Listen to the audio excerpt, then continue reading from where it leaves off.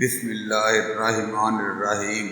اندلس کے جنوبی حصے البشارات کے کوستانی سلسلے شلیر کی ایک چوٹی پر ڈلتی ہوئی عمر کا ایک شخص اپنے ہاتھ میں چھڑی لیے ایک بڑی سی چٹان پر بیٹھا ہوا تھا۔ وہ شاید چرواہا تھا، اس لیے کہ کوستانی سلسلے کی اس چوٹی کے نیچے پیڑ بکریوں کی صورت میں اس کا ایک خاصا بڑا ریوڑ چر رہا تھا۔ اس بوڑھے کی نگاہیں بار بار کوستانی سلسلے شلیر کے چھوٹے سے دریائے فرولش کے کنارے راہبوں کے لیے بنی ہوئی خانقاہوں کی طرف اٹھ جاتی تھی۔ پھر وہ بڑے مایوسانہ سے انداز میں ادھر ادھر دیکھنے لگا تھا، شاید اسے بڑی بے چینی سے کسی کا انتظار تھا۔ البشارات عربی کا لفظ ہے جس کے معنی ایسی زمین کے ہیں جہاں گھاس کثرت سے پیدا ہوتی ہے۔ اندلس میں اس سے زیادہ کوئی خوش منظر علاقہ نہ تھا۔ اس میں ہر قسم کے میوہ جات، خاص کر انگور، نارنجی، لیموں، انجیر بہت عمدہ اور کثرت سے ہوا کرتے تھے۔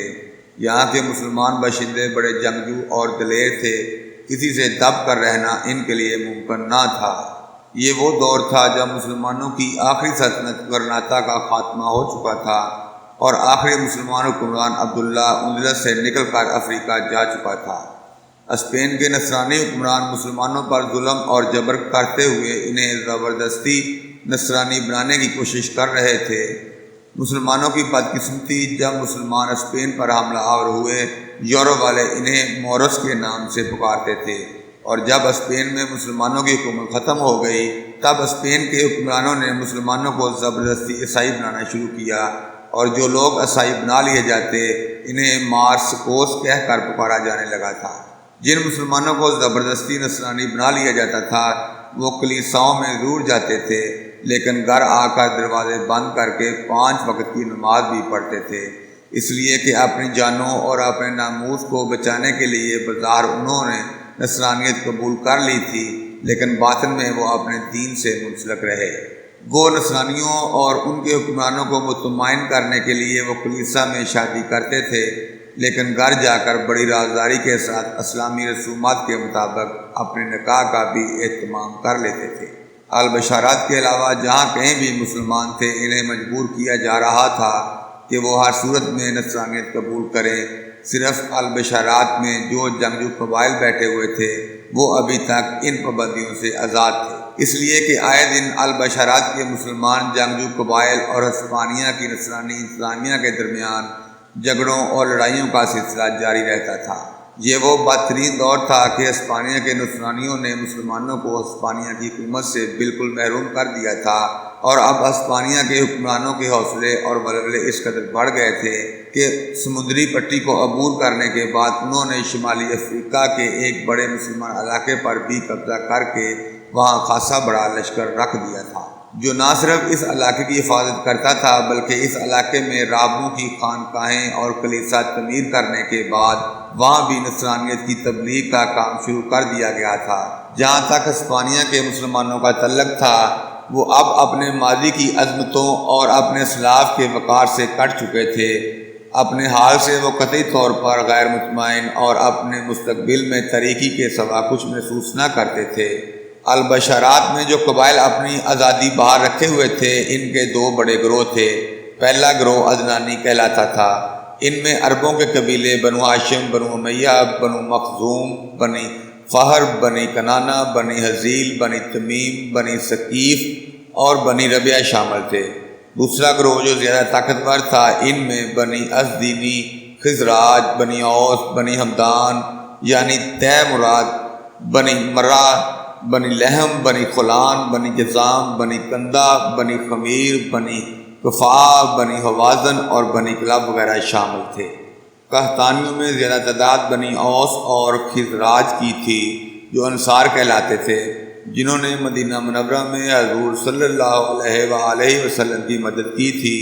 یہ لوگ کثرت سے اپنے وطن کو خیر بات کہہ کر اندلس میں آباد ہو گئے تھے کہ خاص مدینہ میں تقریباً ان کا کوئی آدمی نہ رہا تھا۔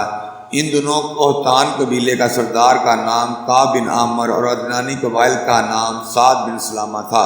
قحطانی سردار کعب بن عامر کا ایک بیٹا مغیرہ بن کعب، 2 بیٹیاں نابیل اور معاذ تھیں۔ جبکہ عدنانی قبائل کے سردار سعد بن سلامہ کی صرف ایک ہی بیٹی تھی جس کا نام نبیرہ تھا۔ بہرحال جنگجو قبائل اکثر و بیشتر ہسپانوی حکومت سے اپنی آزادی برقرار رکھنے کے لیے برسر پیکار رہتے تھے۔ اندلس میں مسلمانوں کے لیے انتہا درجہ کا برا اور بدترین دور تھا۔ جبل شلیر کی چوٹی کے اوپر جو چرواہا بیٹھا ہوا تھا اور جو نیچے بار بار دریائے فرلش کے کنارے نصرانی راہبوں کی خانقاہوں کی طرف دیکھ لیتا تھا، اس کی پشت کی جانب سے دو انتہائی نو عمر اور نوخیز لڑکیاں گھوڑوں کو دوڑاتی ہوئی آئی تھیں۔ ایک سیاہ فام حبشی بھی گھوڑے پر سوار ان کی نگرانی کر رہا تھا، شاید وہ ان کا کوئی غلام تھا۔ کوہستانی سلسلے کے اوپر آ کر دونوں لڑکیوں نے اپنے گھوڑے کو روک دیا، نیچے اتری، ان کی طرف دیکھتے ہوئے سیاہ فام حبشی بھی اپنے گھوڑے سے اتر گیا اور تینوں گھوڑے کی باگیں پکڑ کر کھڑا ہو گیا۔ دونوں لڑکیاں انتہا درجہ کی خوبصورت اور پری جمال تھیں۔ دونوں شکل و شباہت میں ایک دوسرے سے کافی ملتی تھی، لیکن چھوٹی لڑکی حسن و جاذبیت میں زیادہ اہمیت رکھتی تھی۔ چھوٹی لڑکی چرواہے کے قریب گئی اور بڑے احترام میں اس سے کہنے لگی، محترم مندر بن زبیر، میں دیکھتی ہوں کہ آپ خلاف معمول نیچے دریائے فرلش کے کنارے راہبوں کی خانقاہوں کی طرف بڑی بے چینی سے دیکھ رہے تھے۔ میں نے آپ کی اس حالت کا اندازہ بلندی کی طرف آتے ہوئے کر لیا تھا۔ کیا کوئی خاص بات ہے؟ کیا ان نصرانی راہبوں کی خانقاہوں میں کوئی ہلچل مچنے والی ہے؟ کوئی انقلاب رونما ہونے والا ہے؟ یا آپ کو وہاں سے کوئی بہتری کی امید اور بلائی کی تمنا ہے؟ اس لڑکی کے اس استفسار پر مندر بن زبیر رک سا گیا تھا۔ اس نے سر کو جھٹک دیا جیسے وہ کچھ چھپانے کی کوشش کرنے لگا ہو، پھر وہ بات کا رخ بدلتے ہوئے کہنے لگا، معاذ میری بیٹی، میرا یوں دکھ اور افسوس بھرے انداز میں راہبوں کی خانقاہوں کی طرف دیکھنا کسی علت کے بغیر نہیں ہے۔ میری بیٹی، میری جبلت مجھے اکثر و بیشتر اپنی قوم کے ماضی کی طرف گھسیٹ کر لے جاتی ہے اور میں ان عوامل کا کھوج لگانے کی طرف مائل ہو جاتا ہوں جو ہماری تباہی اور بربادی کا باعث بنے اور جنہوں نے اسپین کے اندر مسلمانوں کی 800 سال حکومت کا خاتمہ کر دیا۔ لڑکی کا نام معاذ پکارا گیا تھا۔ مندر بن زبیر کے ان الفاظ پر اداس اور افسردہ ہو گئی تھی۔ اس کی بڑی بہن کی کیفیت بھی اس سے مختلف نہ تھی اور ان کے قریب جو ڈلی ہوئی عمر کا حبشی غلام تینوں گھوڑوں کی باگیں پکڑے کھڑا تھا، وہ ان سے بڑھ کر افسردہ ہو گیا تھا۔ پھر ان تینوں نے دیکھا مندر بن زبیر نیچے راہبوں کی خانقاہوں کی طرف دیکھتے ہوئے چونک پڑا تھا، اس لیے کہ ان خانقاہوں میں سے ایک کے اندر سے دو راہب نکلے تھے۔ ایک خوب جوان، دوسرا ابھی نو عمر لڑکا سا تھا۔ دونوں ہی ایک جیسا راہبانہ لباس پہنے ہوئے تھے۔ معاذ نے شاید مندر بن زبیر کی اس کیفیت کو بھانپ لیا تھا، لہذا اپنی بڑی بہن کو اشارہ کرتے ہوئے اس نے گھوڑے کو ایڑ لگا دی تھی۔ اس کی طرف دیکھتے ہوئے اس کی بڑی بہن نابیل اور بسیط غلام دونوں اپنے گھوڑوں کو ایڑ لگا چکے تھے۔ تھوڑی ہی دور جا کر معاذ اپنے گھوڑے سے اتر کر ایک چٹان کی اوٹ میں بیٹھ گئی تھی۔ اس کی یہ کیفیت دیکھتے ہوئے اس کی بہن نابیل سوالیہ سے انداز میں اس کی طرف دیکھنے لگی۔ جواب میں معاذ نے پہلے اپنے ہونٹوں پر انگلی رکھتے ہوئے اسے چپ رہنے کا اشارہ کیا، اس کے بعد اسے دوسرا اشارہ دیا کہ وہ اس کے ساتھ چٹان کی اوٹ میں بیٹھ جائے۔ اس پر نابیل اپنے گھوڑے سے اتر کر معاذ کے قریب ہوئی۔ بسیط بھی گھوڑے سے اتر گیا تھا اور تینوں گھوڑوں کو وہ پکڑ کر ایک طرف کھڑا ہو گیا تھا۔ کوہستانی سلسلے کے نیچے دریائے فرلش کے کنارے بنی راہبوں کی خانقاہوں میں جو دو راہب نکلے تھے وہ بڑی تیزی سے کوہستانی سلسلے کے قریب آئے تھے۔ ان میں سے ایک خوب توانا تھا اور دوسرا نو عمر مگر گٹھے ہوئے جسم کا تھا۔ دونوں راہب کوہستانی سلسلے کے اوپر چرواہے مندر بن زبیر کے پاس آئے۔ اس سے باری باری دونوں نے پرجوش مصافحہ کیا۔ پھر وہ راہب جو بڑی عمر کا تھا وہ مندر بن زبیر کو مخاطب کرتے ہوئے کہہ رہا تھا، کیا دونوں قبیلوں کے سرداروں کو ہماری آمد سے مطلع کر دیا گیا ہے؟ اس پر ابن زبیر نے بڑی عقیدت مندی سے باری باری دونوں راہبوں کی طرف دیکھا، پھر انہیں مخاطب کرتے ہوئے انہیں کہہ رہا تھا، قحطانی قبائل کے سردار کا نام کعب بن عامر ہے اور عدنانی قبائل کے سردار کا نام سعد بن سلامہ ہے۔ دونوں کو آپ کی آمد سے مطلع کر دیا گیا ہے اور اس وقت قحطانی سردار کعب بن عامر کی قلعہ نما حویلی میں دونوں سردار آپ کے منتظر ہوں گے۔ آپ تھوڑی دیر رکیں، میں آپ دونوں کے ساتھ دونوں سرداروں کے پاس جاؤں گا۔ میرا بیٹا کیسر بن مندر آنے والا ہوگا۔ اس کے بعد میں آپ کے ساتھ یہاں تک کہتے ہوئے مندر بن زبیر کو رک جانا پڑا، اس لیے کہ ایک نوجوان بھاگتا ہوا کوستانی سلسلے پر چڑھتا ہوا دکھائی دیا تھا۔ جب وہ اوپر آیا تو وہ بری طرح ہانپ رہا تھا۔ اس کی طرف اشارہ کرتے ہوئے منظر بن زبیر کہنے لگا، میرا بیٹا آ گیا ہے، اب آئیں میں آپ کے ساتھ چلتا ہوں۔ کیسر بن منظر قریب آیا، تینوں سے سلام کیا۔ دونوں راہب خوش کن انداز میں اس سے ملے، پھر وہ منظر بن زبیر کے ساتھ ہو لیے تھے۔ ایک جگہ کھڑے ہو کر بڑے راہب نے منظر بن زبیر کو مخاطب کیا، کوستانی سلسلے کے سامنے جو بستیاں دکھائی دے رہی ہیں یہ دونوں سرداروں میں سے کس کی ہیں؟ منظر بن زبیر نے کچھ دیر سوچا، پھر کہنے لگا، سامنے دکھائی دینے والی بستیاں قحطان قبائل کی ہیں۔ منظر بن زبیر کے اس انکشاف سے دونوں مطمئن ہو گئے تھے۔ پھر چپ چاپ اس کے ساتھ کوستانی سلسلے کی تدریجی ڈھلوان سے اترتے ہوئے سامنے نظر آنے والی بستی کا رخ کر رہے تھے۔ چٹان کی اوٹ میں بیٹھی ہوئی معاذ اپنی جگہ سے اٹھ کھڑی ہوئی، اس کی طرف دیکھتے ہوئے اس کی بڑی بہن نابیل بھی کھڑی ہوئی۔ پھر آہستہ آہستہ عجیب سے انداز میں نابیل کی طرف دیکھتے ہوئے معاذ اس کے قریب آئی اور بڑی رازداری میں اس سے مخاطب کر کے کہنے لگی، میری بہن مجھے حالات تشویشناک دکھائی دے رہے ہیں۔ یہ جو دو راہب اپنی خانقاہوں سے نکل کر منظر بن زبیر کے پاس آئے، پھر ابن زبیر کے بیٹے کے آنے کے بعد وہ اس کے ساتھ ہماری بستی کی طرف ہو لیے ہیں، تو سمجھتی ہوں کہ کسی کی خیر نہیں ہے۔ یہ راہب ضرور کسی پر جھوٹا الزام لگائیں گے اور پھر اسے پکڑوا کر راہبوں کی احتساب عدالت سے اذیتناک سزا دلوائیں گے۔ آج کل ان کا کام یہی ہے اور یہ کام کرتے ہوئے سارے راہب خوشی محسوس کرتے ہیں۔ میری بہن آؤ اپنے گھوڑوں پر سوار ہوں، جہاں تک روز ہم گھوڑا دوڑایا کرتے ہیں وہاں تک جائیں، اس کے بعد لوٹتے ہیں اور بستی میں جا کے دیکھتے ہیں کہ ان راہبوں کی وجہ سے بستی میں کیا تبدیلی رونما ہوتی ہے، یا وہ کون بدقسمت ہے جس پر کوئی الزام عائد کرتے ہیں۔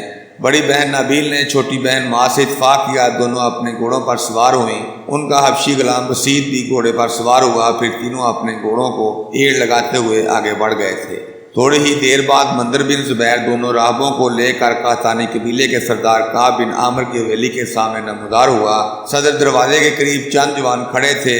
منظر بن زبیر نے ان میں سے ایک کو مخاطب کیا، کیا دونوں سردار اس وقت اندر ہی ہیں؟ جسے مخاطب کیا گیا تھا وہ بڑے غور سے ابن زبیر کی طرف دیکھتے ہوئے کہنے لگا، بستی کا ایک شخص بیمار ہے، دونوں سردار اس کی تیمارداری کے لیے گئے ہیں، آپ سے متعلق کہہ کر گئے ہیں، آپ کے ساتھ جو دو مہمان ہیں انہیں مہمان خانے میں بٹھائیں، دونوں سردار جلد ہی لوٹ آئیں گے۔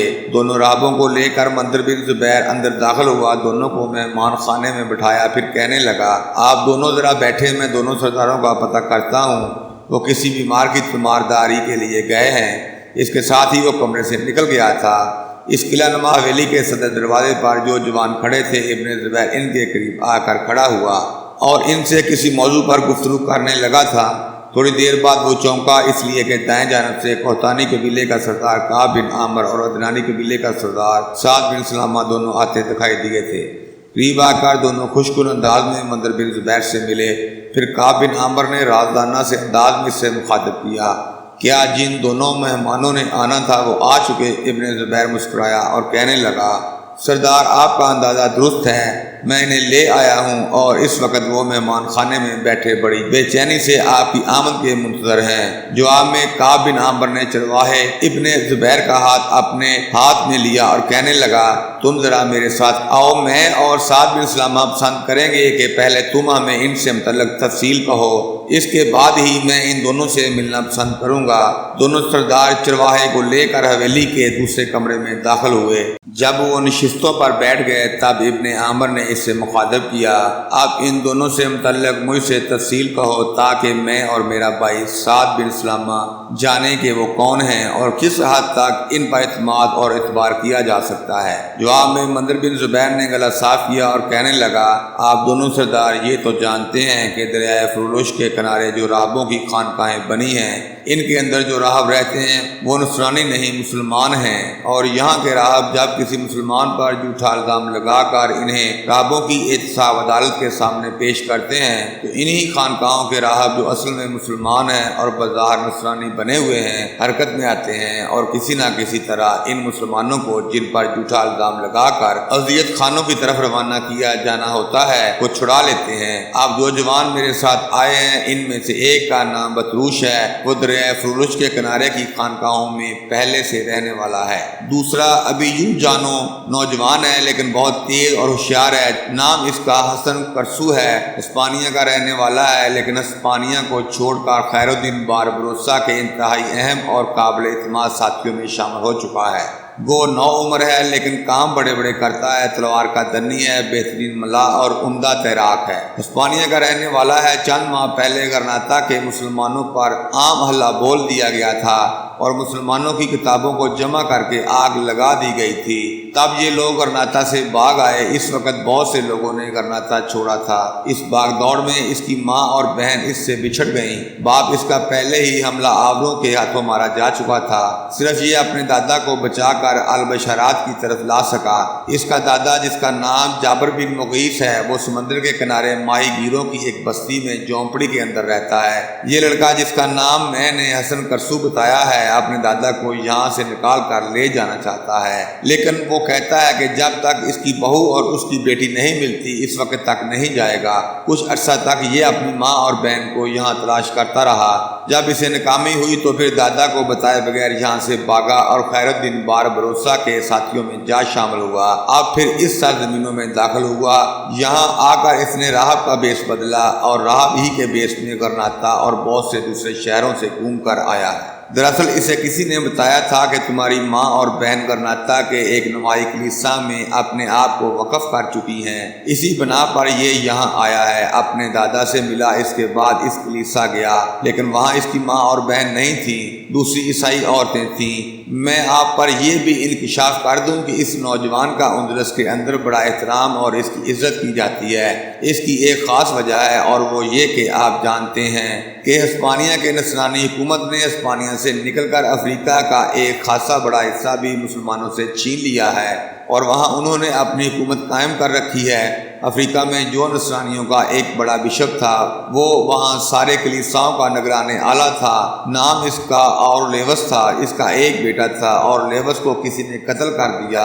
اورلیوس اور اس کا بیٹا چونکہ راہبانہ زندگی بسر کرتے رہے تھے، اس لیے عام لوگ ان سے واقف نہیں تھے۔ کچھ لوگوں نے اورلیوس کے بیٹے کو بھی قتل کر دیا۔ اس کا نام لسان کو تھا۔ ان سرزمینوں میں داخل ہونے کے بعد اندلس میں حسن کرسو نام کے اس نوجوان نے اپنے آپ کو لسان کو ہی ظاہر کیا ہے۔ وہ راہب جس کا نام اورلیوس تھا، چونکہ افریقہ کے علاوہ اسپانیہ میں بھی اسے عزت کی نگاہ سے دیکھا جاتا تھا، لہذا اس کے بیٹے کی بھی بڑی قدردانی کی گئی۔ اسپانیہ میں داخل ہونے کے بعد ہی مختلف کلیساؤں میں گیا، راہبوں کی خانقاہوں کا دورہ کیا، ہر جگہ اس کی بڑی عزت کی گئی۔ دوسرا راہب جو یہیں کا رہنے والا ہے، نام جس کا میں بطروش بتا چکا ہوں، بھی اس کے ہمراہ تھا۔ وہ بیچارہ جگہ جگہ گھوما لیکن اپنی ماں اور بہن کو تلاش نہیں کر سکا۔ اب اس کی بدبختی یہ کہ یہ نہ اپنے دادا کے پاس قیام کر سکتا ہے، نہ اسے مل سکتا ہے اور نہ اس کے پاس ٹھہر سکتا ہے، اس لیے کہ اس کے دادا نے اس سے کہہ دیا ہے کہ جب تک یہ اپنی ماں اور بہن کو تلاش نہیں کرتا اپنی شکل اسے نہ دکھائے۔ اس نے یہ بھی کہہ دیا ہے کہ اگر وہ اپنی ماں اور بہن کو ڈھونڈے بنا اس کے پاس گیا تو وہ لوہا گرم کر کے اسے داغ دے گا۔ اسی بنا پر شاید یہ 1-2 روز مزید راہبوں کی خانقاہوں ہی میں قیام کرے گا، پھر افریقہ لوٹ جائے گا۔ نوجوان جس کا نام میں حسن کرسو بتا چکا ہوں، 2 مقاصد لے کر ہسپانیہ میں داخل ہوا تھا۔ پہلا یہ کہ اپنی ماں اور بہن کو تلاش کرے، جس میں یہ ناکام رہا۔ میرا اپنا اندازہ ہے کہ گزشتہ برسوں میں ترکوں اور بربروں کے جو جہاز یہاں سے کچھ مسلمانوں کو نکال کر لے گئے تھے، ان میں شاید اس کی ماں اور بہن بھی نکل گئی ہوں گی، اور ان لوگوں کو ترکوں نے لے جا کے رومانیہ، بوسنیا اور بلغاریہ میں بسا دیا ہے۔ اب ماں اور بہن کو تلاش کرنا اس کے لیے دشوار ہو گیا ہے۔ جب تک انہیں تلاش نہیں کرتا تب تک دادا سے نہیں مل سکتا۔ دوسرا اہم کام جس کے لیے یہ ہسپانیہ میں داخل ہوا ہے، اس کی تفصیل وہ خود ہی آپ سے کہے گا۔ میرے خیال میں ہمیں اب ان دونوں کے پاس چلے جانا چاہیے۔ اس پر وہ تینوں اٹھ کھڑے ہوئے۔ تھوڑی دیر بعد وہ مہمان خانے میں داخل ہو رہے تھے۔ اس وقت مہمان خانے میں بطروش اور حسن کرسو نام کا نوجوان، جس کا نام ایک راہب کی حیثیت سے لسان کو تھا، دونوں کسی موضوع پر گفتگو کر رہے تھے۔ وہ تینوں جب اس کمرے میں داخل ہوئے تو دونوں اپنی جگہ پر اٹھ کھڑے ہوئے۔ ان کا استقبال کیا۔ کعب بن عامر اور سعد بن سلامہ نے آگے بڑھ کر بڑے پرجوش انداز میں ان سے مصافحہ کیا۔ جب سب نشستوں پر بیٹھ گئے تب کعب بن عامر نے حسن کرسو کو مخاطب کر کے کہنا شروع کیا، میرے عزیز تیری اصلیت تیری عمر کو دیکھتے ہوئے میرے بیٹے جیسی ہے، اس لیے کہ تیری ہی عمر کا میرا ایک بیٹا بھی ہے، نام اس کا مغیرہ بن کعب ہے، تمہارے متعلق مجھے ابن زبیر تفصیل سے بتا چکا ہے۔ سب سے پہلے مجھے اس بات کا دکھ اور غم ہے کہ جب تم لوگوں نے غرناطہ چھوڑا تو تمہاری ماں بہن تم سے بچھڑ گئیں۔ دوسرا صدمہ اور دکھ مجھے یہ بھی ہے کہ تمہارے دادا نے اس وقت تک تم سے ملنے سے انکار کر دیا جب تک تم اپنی ماں اور بہن کو تلاش نہیں کر لیتے۔ تمہاری ذات کی تیسری جہت کی مجھے خوشی بھی ہے کہ تم غرناطہ سے نکلنے کے بعد اپنے دادا کے پاس نہیں رہے بلکہ اپنی زندگی کو متحرک کرنے کے لیے خیر الدین باربروسا سے جا ملے۔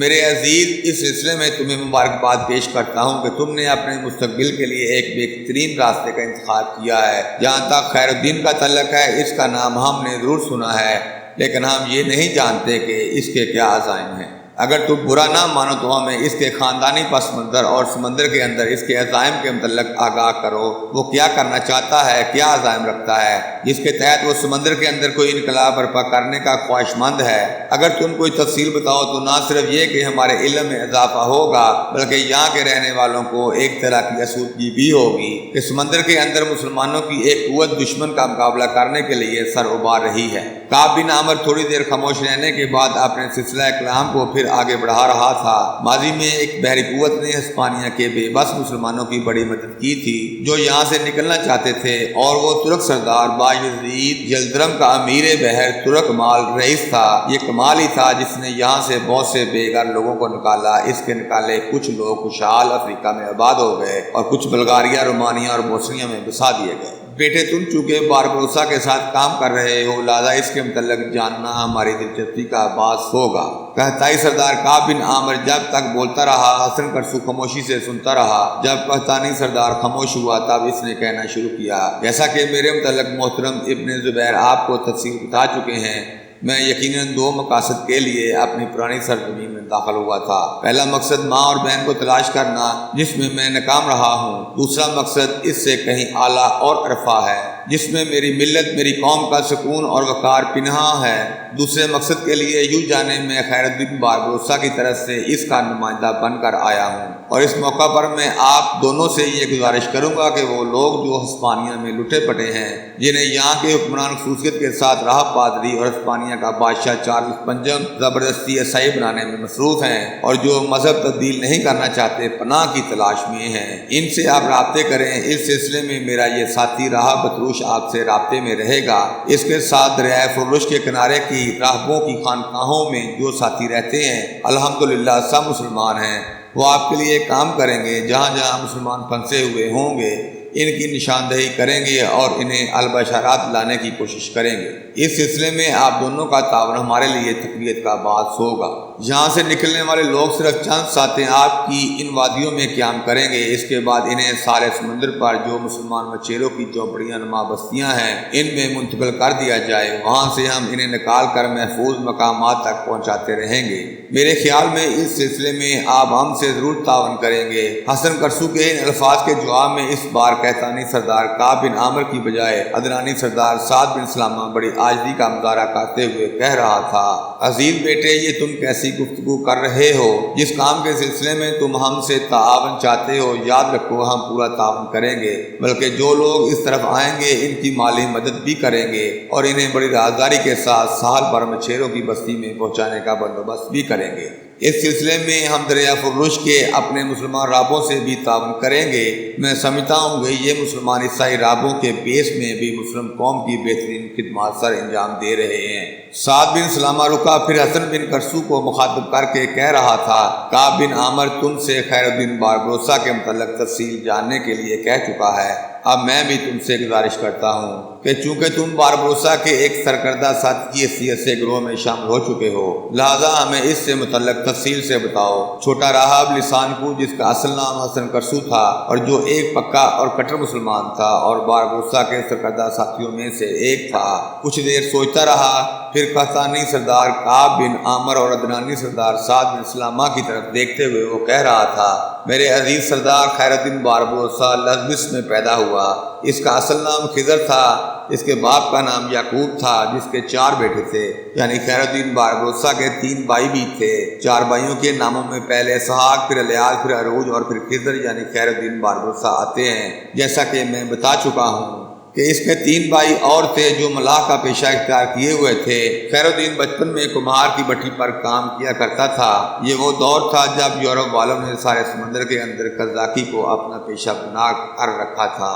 اسی پیشے کے سرکردہ لوگوں نے خیر الدین باربروسا کے ایک بھائی کو ایک بحری لڑائی میں مار ڈالا۔ اس کے بعد خیر الدین کے بڑے بھائی عروج نے سمندر کی ان مہموں کو اپنے ذمے لیا۔ عروج ایک بہترین ملاح تھا۔ اس کی داڑھی شعلے کی طرح سرخ تھی۔ وہ بڑا فیاض طبع تھا۔ مختلف جزیروں میں وہ ہسپانویوں سے برسر پیکار رہا۔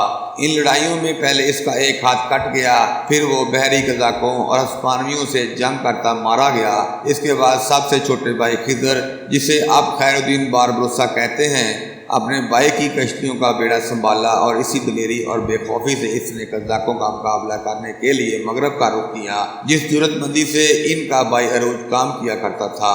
خیر الدین کے بھائی عروج کی داڑھی سرخ تھی، لہذا اس کے ساتھیوں نے اسے باربروسا کا خطاب دیا تھا۔ خیر الدین کی داڑھی بھی شعلے کی طرح سرخ ہے، لہذا اسے بھی ساتھیوں نے باربروسا کا نام دیا ہے۔ جب سے باربروسا نے سمندر میں کمانداری سنبھالی ہے، اس وقت سے افریقہ کی حالت عجیب و غریب ہے۔ وہاں بہت سے حکمران ہیں۔ تلمسان کا حکمران ایک شخص ابو ہومو ہے، وہ بھی باربروسا اور اس کے بھائیوں کے خلاف ہے۔ الجزائر کے جس حصے پر ہسپانیہ والوں نے قبضہ کر لیا، وہاں ایک ہسپانوی سالار مون کیڈا ایک بہت بڑے لشکر کی کمانداری بھی کر رہا ہے، اور الجزائر کا وہ حصہ جس پر ہسپانیہ والوں کا قبضہ ہے، یہ اس کا حکمران بھی ہے۔ اس کے علاوہ کوکو شہر کا حکمران ابن قاضی ہے، یہ بھی باربروسا اور اس کے بھائیوں کا بدترین دشمن ہے۔ الجزائر کے قریب ہی نیون نام کا ایک کافی بڑا جزیرہ ہے، اور ان کے اندر ایک مضبوط اور مستحکم قلعہ ہے۔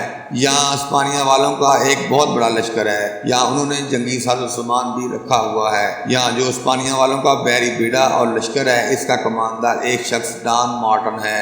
یہ بھی ہر وقت مسلمانوں کے خلاف برسر پیکار رہتا ہے۔ باربروسا اور اس کے بھائیوں اور ساتھیوں کا سب سے بڑا دشمن ٹیونس کا مسلمان حکمران حسان ہے۔ ان کے علاوہ بھی کچھ لوگ ہیں، مثلاً شرسال کا حکمران بھی ہماری مخالفتوں میں سے ہے۔ افریقہ میں اگر کوئی مسلمانوں کا حمایتی یا ہمارا حلیف ہے تو وہ صرف ایک ہے۔ میں آپ لوگوں سے گزارش کروں گا کہ افریقہ میں کچھ انتہا درجہ کے جنگجو قبائل ہیں، انہیں سغرا کہا جاتا ہے۔ ان کے 2 سردار ہیں، ایک کا نام عبدالعزیز اور دوسرے کا نام احمد بن قاضی ہے۔ یہ قبائل 2 حصوں میں بٹے ہوئے ہیں، آدھا حصہ عبدالعزیز کی کمانداری میں ہے اور دوسرا آدھا حصہ احمد بن قاضی کا ساتھ دیتا ہے۔ جہاں تک احمد بن قاضی کا تعلق ہے تو یہ ہمارا بہترین مخالف ہے۔ ہمیشہ اس نے ہمارے مخالفوں کا ساتھ دیا، حتیٰ کہ باربروسا کے خلاف اس نے ہسپانیہ والوں کا بھی ساتھ دینے میں اپنے لیے کوئی ملامت محسوس نہیں کی۔ قبائل سغرا میں سے عبدالعزیز وہ جوان مرد سردار ہے جس نے ہر برے وقت میں نہ صرف ہمارا بلکہ ہر مسلمان قوت کا بہترین انداز میں ساتھ دیا۔ جب خیر الدین باربروسا نے اپنے بھائی عروج کے کام کو سنبھالا تو یوں جانو اس کی اور ہماری بدقسمتی کے شرسال اور ٹیونس شہروں میں ہمارے خلاف بغاوت اٹھ کھڑی ہوئی۔ کوکو شہر کا حاکم ابن قاضی ان حمایتی قبائلیوں کے ساتھ ہمارے خلاف ہو گیا۔ تلمسان کے حکمران ابو ہومو نے بھی ہمارے ساتھیوں پر حملہ کر دیا، اور یوں الجزائر کے وہ علاقے جن پر ہمارا قبضہ تھا وہ ہم سے چھین لیے گئے۔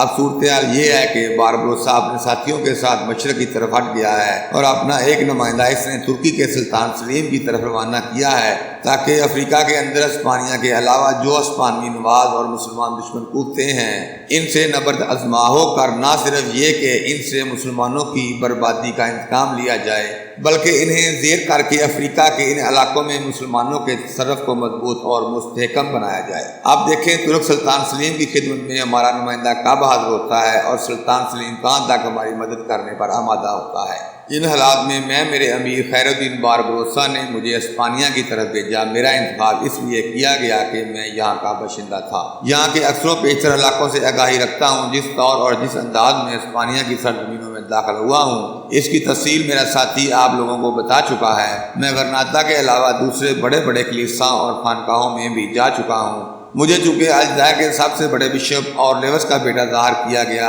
اور اورلیوس وہاں قتل ہو چکا ہے، لہذا سب نے میری عزت کی، بہترین پذیرائی کی۔ اب یہاں کے کلیسا اور راہبوں کی خانقاہیں ایک طرح سے مجھ سے شناسا ہو چکی ہیں، جو آنے والے دور میں میرے لیے ایک سود مند تجربہ ثابت ہو سکتا ہے۔ جس اہم کام کے لیے میں یہاں آیا ہوں اس کا اظہار بھی پہلے ہو چکا ہے۔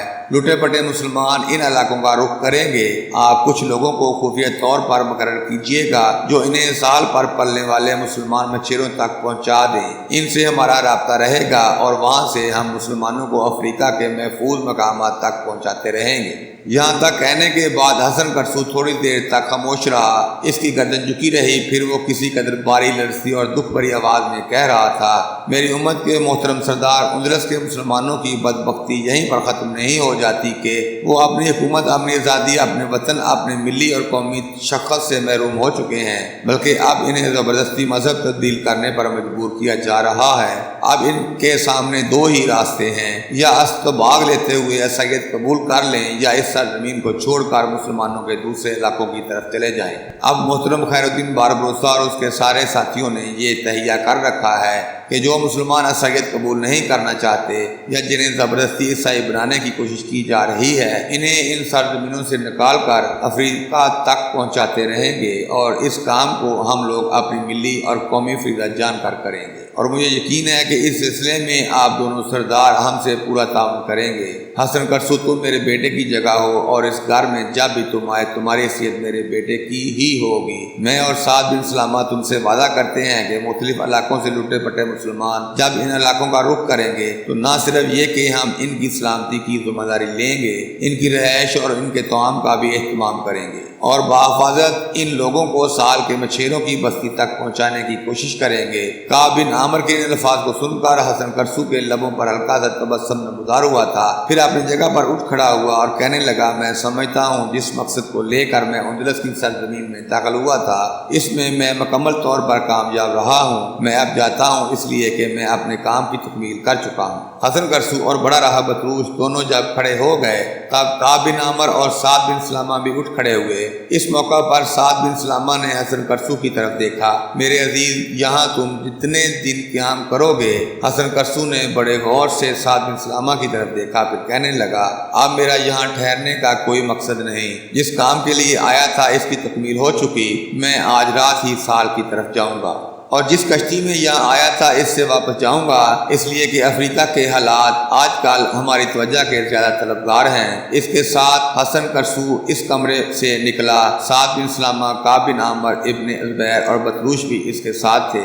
جب وہ حویلی کے سین میں آئے انہوں نے دیکھا اس کے قحطانی سردار کعب بن عامر کی دونوں بیٹیاں معاذ اور نبیل اپنے غلام کے ساتھ گھوڑے دوڑاتی ہوئی حویلی میں داخل ہوئی تھیں۔ معاذ ایک جست لگا کر گھوڑے سے اتری، وہ ابھی نوعمر تھی لیکن بہترین گھوڑ سوار تھی۔ جو ہی اس کی نگاہ دونوں راہبوں یعنی بطروس اور حسن کرسو پر پڑی، اس کی حالت یکسر بدل گئی، چہرے پر غضبناکی، آنکھوں میں انتقام کی آگ برس گئی تھی۔ پھر انتہائی ہولناک آواز میں حسن کرسو کو مخاطب کر کے کہنے لگی، تم راہب لوگ مسلمانوں کی بستیوں میں چیل کووں کی طرح کیا تلاش کرتے پھرتے ہو؟ بے گناہ مسلمانوں کو کلیسا کے اذیت خانوں میں اور راہبوں کی احتساب عدالتوں میں لے جا کر کھڑا کرتے ہو، جو مالدار ہوں ان سے باری رقم وصول کر کے انہیں اذیتیں دے کر چھوڑ دیتے ہو، اور جن کے پاس کچھ نہ ہو انہیں طرح طرح کی اذیتیں دے کر انہیں تم زبردستی نصرانی بنانے کی کوشش کرتے ہو۔ کیا تمہارا دین یہی سکھاتا ہے؟ کیا انسانیت کا یہی تقاضا ہے؟ یہاں ہماری حویلی میں لینے کیا آئے ہو؟ کیا یہ دیکھنے آئے ہو کہ جس وقت ہم آزاد تھے اس وقت ہماری حالت کیا تھی؟ اب غلامی کا چوگا پہننے کے بعد ہم کس کرم میں ہیں؟ میں نہیں جانتی تم کیا بری نیت، کیا گناہوں اور کالے ارادے لے کر ہماری حویلی میں داخل ہوئے ہو۔ یاد رکھنا اگر تم نے اس حویلی کے کسی فرد کے خلاف کوئی فرد جرم عائد کرنے کی کوشش کی تو کوستانی سلسلے کے نیچے تمہاری خانقاہیں ہیں، یہ نہیں رہیں گی، ہم انہیں آگ لگا دیں گے، اور خانقاہوں میں رہنے والے راہبوں میں سے کوئی بھی راہب اپنی جان بچا کر بھاگ نہ پائے گا۔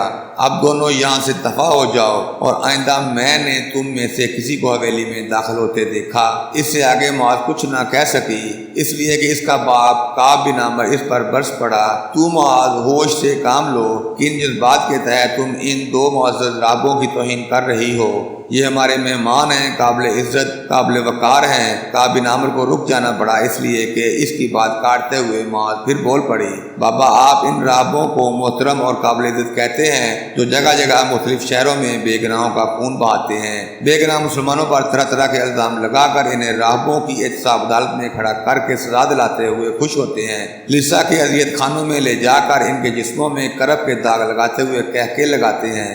صاحب عزت نہیں، صاحب ذلت ہیں۔ پہلے کی نسبت سخت رویہ اختیار کرتے ہوئے کعب بن عامر معاذ سے کچھ کہنے والا تھا کہ حسن قرصو فوراً حرکت میں آیا، کعب بن عامر اور معاذ کے درمیان کھڑا ہو گیا۔ پھر کعب بن عامر کو مخاطب کر کے کہنے لگا، میرے محترم، یہ ابھی نادان اور ناپختہ ذہن کی بچی ہے۔ جو اس نے کہا یہ اس کے دل اور ضمیر کی آواز ہے، اور دل اور ضمیر کی آواز جھوٹ نہیں کہہ سکتی۔ جو کچھ یہ کہہ رہی ہے اس کے دل اور جذبات کی عکاسی ہے، اور اس عکاسی کی پرچھائیوں کے اندر اس کی قوم کا ماضی جھلک رہا ہے۔ اسے بولنے دو، اسے اپنے دل کی بڑاس نکالنے دو۔ اس کے دل اور ضمیر کے اندر جو جذبات کا طوفان ہے اسے باہر آنے دو، اسے کچھ مت کہنا۔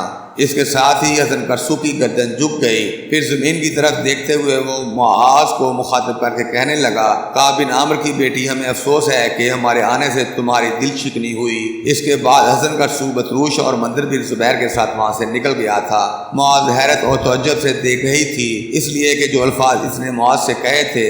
معاذ ایک راہب سے ایسے جملوں کی قطعی امید نہ رکھتی۔ ناظرین، اس قسط کے اختتام کے ساتھ شہزاد اصغر پارہ کو اجازت دیں اور ہمارا چینل ضرور سبسکرائب کر لیں اور بیل آئیکن کو بھی پریس کر دیں تاکہ آنے والی اگلی قسط کا نوٹیفیکیشن آپ کو مل جائے اور آپ بآسانی نئی آنے والی قسط دیکھ سکیں۔ شکریہ ناظرین، اللہ حافظ۔